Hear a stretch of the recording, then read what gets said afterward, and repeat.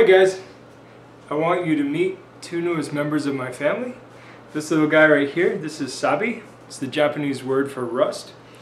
And this little girl, we haven't given her a name yet. We're still working on a name for her. Just a couple months old. They're litter mates. I'm gonna go put them down and I'll be right back. Yeah. Alright. So, I want to talk to you guys about a book. But first, I want to let you know, I've ordered this book twice. The first time it didn't come to me because my mailman is a fucking cunt and doesn't like to deliver. And then the second time, I ordered from a bookseller right here in town in Phoenix. The furthest distance they would have to travel would be 30 miles. Something that I could on foot walk in a day, maybe. You know, maybe 2 days if I was feeling sluggish and poorly, you know, hydrated and fed. But it took them 15 days to deliver me the book. I would have gone to retrieve it myself, but the seller doesn't have a storefront. They're an online-only retailer. But 15 days for an extremely local delivery. It's unacceptable, post office. Fuck you, United States Post Office. So anyway, the book is called Chaos. I want you to see that. Chaos by James Gleick. There you go. I haven't even begun to read it yet. It was recommended by a Stanford professor. I don't know if he actually still works at Stanford, but it's on the Stanford YouTube page.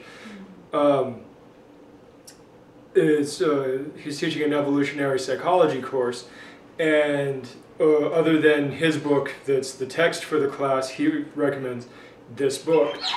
And you know, he said some people who read it don't get it, some people see just the the direct scientific correlation, but this is what intrigued me. He said that the tiny percentage of people who read it and just get it, he said, you know, jokingly, he said they don't even have to meditate anymore.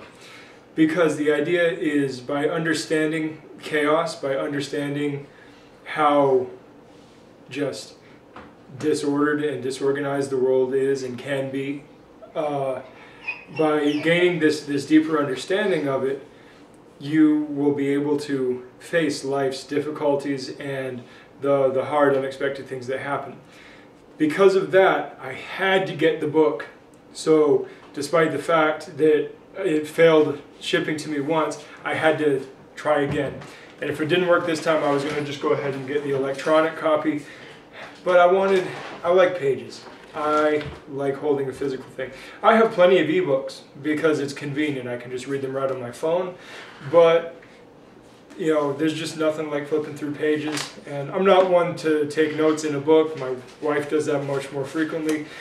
But if the need arises, that's something I can just sit there and highlight. And I understand you can highlight things with Kindle, and I get that. I've never found the need to highlight, but still, like I said, I haven't read the book. This is actually more of a preview, not a review. I think I'm going to start doing some book reviews and even film reviews for you guys. Things that I find of value or things that were highly recommended to me. And so let this be the first book preview, highly recommended by a Stanford professor whose lectures I find very enlightening. Just go to the Stanford website. The professor's name slips my mind right now. But just go to the Stanford YouTube page and you'll see the psychology playlist. But yeah. If his lectures are that good and he recommends this book, I'm willing to give it a shot. I hope you do too. Talk to you later, guys. Good journey.